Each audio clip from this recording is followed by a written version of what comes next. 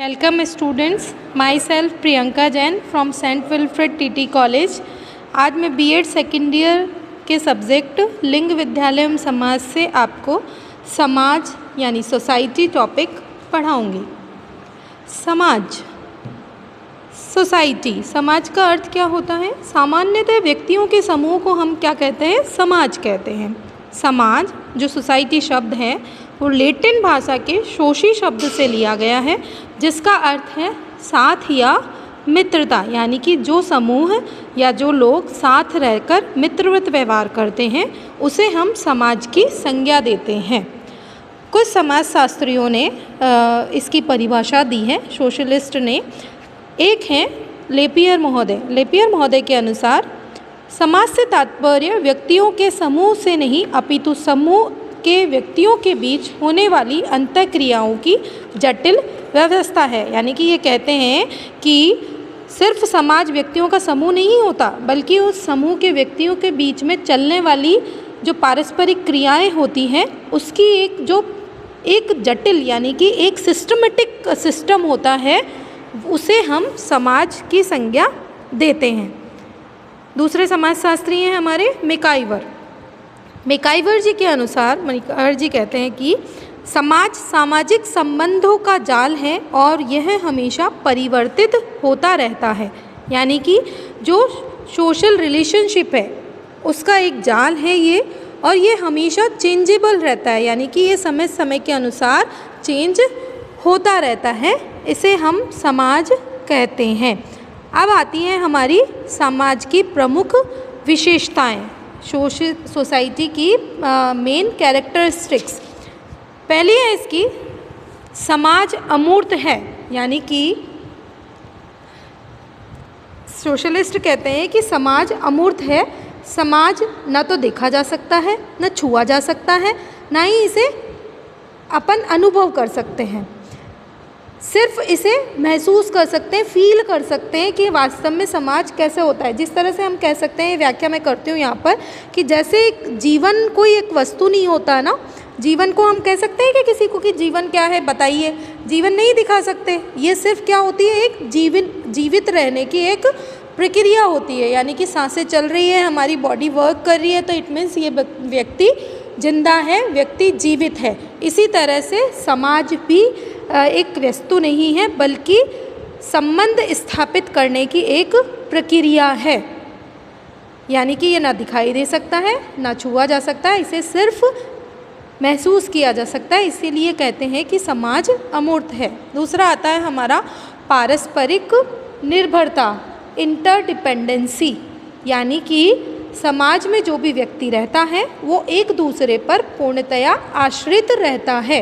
किसी पूर्णतया तो नहीं कह सकते, जैसे किसी न किसी चीज़ को लेकर के, यानी कि कह सकते हैं कि व्यक्ति, कोई भी व्यक्ति है, वो अपनी संपूर्ण आवश्यकताएं स्वयं में पूर्ण नहीं कर सकता। इसलिए एक दूसरे पर व्यक्ति को निर्भर रहना पड़ता है। यानी कि सारी आवश्यकताएं की पूर्ति करने में अगर व्यक्ति स्वयं सक्षम हो जाएगा तो उसे सामाजिक प्राणी बनने की आवश्यकता ही नहीं होगी। इसी तरह से पारस्परिक निर्भरता ही मनुष्य को सामाजिक प्राणी बनने के लिए बाध्य करती है। तीसरा आता है हमारा समानता एवं विभिन्नता। समानता यानी समाज में जहाँ सदस्यों के विचार, लक्ष्य, उद्देश्य में समानता पाई जाती है, वहीं इन्हीं आधारों पर विभिन्नताएं भी होती हैं। ठीक है, समानता से तात्पर्य सदस्यों में समान दृष्टिकोण से है, और असमानता से तात्पर्य इन दृष्टिकोण में वैचारिक विभिन्नता से है। ठीक है, नेक्स्ट आता है हमारा पारस्परिक जागरूकता। यानी कि हम इसे कह सकते हैं म्यूचुअल अवेयरनेस। किसी भी सामाजिक संबंध के निर्माण के लिए आवश्यक होता है कि सदस्यों को एक दूसरे के अस्तित्व का आभास हो। यानी कि एक दूसरे की जो उनकी इम्पोर्टेंस होती है समाज में व्यक्ति की, वो एक दूसरे को पता होनी चाहिए कि समाज में रहने वाला प्रत्येक व्यक्ति इम्पोर्टेंट है। अगर जब हम उसको इम्पोर्टेंस देंगे तभी उन दो व्यक्तियों के बीच या समाज के व्यक्तियों के बीच जो अंतःक्रिया होगी वो स्वस्थ और जागरूक होगी। इसी से समाज जागरूक रहेगा और सभ्य बोला जाएगा। अगला आता है हमारा सहयोग एवं संघर्ष। समाज का निर्माण मात्र दो सदस्यों के सहयोग से नहीं होता, बल्कि काफ़ी लोगों ने यानी काफ़ी जनों ने इसमें सहयोग किया है, संघर्ष किया है एक सभ्य समाज बनाने के लिए, तब जाकर के एक समाज बना है।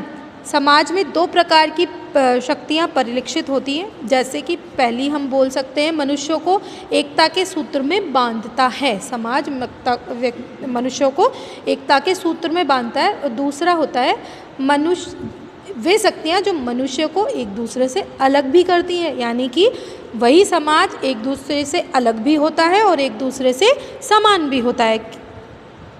यानी कि हम कह सकते हैं कि व्यक्ति एक दूसरे पर निर्भर भी है और स्वयं में अपने आप में पूर्ण भी है।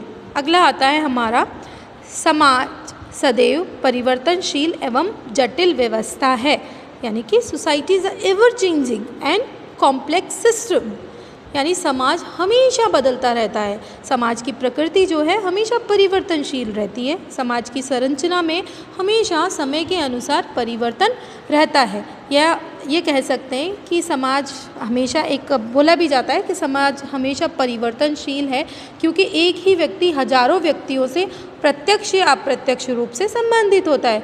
व्यक्ति यानी प्रकार के सामाजिक संबंधों में बंधे होने के कारण भी दूसरों के साथ संबंधों एवं अपेक्षाओं को ध्यान में रखकर कार्य करता है। अतः सामाजिक परिवर्तन के साथ साथ व्यक्ति के व्यवहार एवं विचारों में भी परिवर्तन होने लगता है। अगला आता है हमारा, समाज मनुष्यों तक ही सीमित नहीं है। Society is not confined to human beings only, यानी कि सिर्फ मनुष्यों में ही समाज नहीं होता है, अपितु वे सभी जीवधारी जानवर या जीवधारी जो सभी का अपना अपना एक समाज होता है। आपने देखा होगा चींटियाँ, मधुमक्खियाँ, वे भी एक पूरे झुंड में रहती हैं ना, वो उनका एक समान स्वभाव होता है, तो वो समान स्वभाव के प्राणियों के साथ सहयोग बनाते हुए एक दूसरे के साथ रहती है। इसी तरह से मनुष्य को ज़्यादा सामाजिक प्राणी इसलिए कहा जाता है क्योंकि मनुष्य अपनी योग्यता, क्षमता, गुण, शारीरिक विशेषताओं के कारण एक संस्कृति का निर्माता होता है।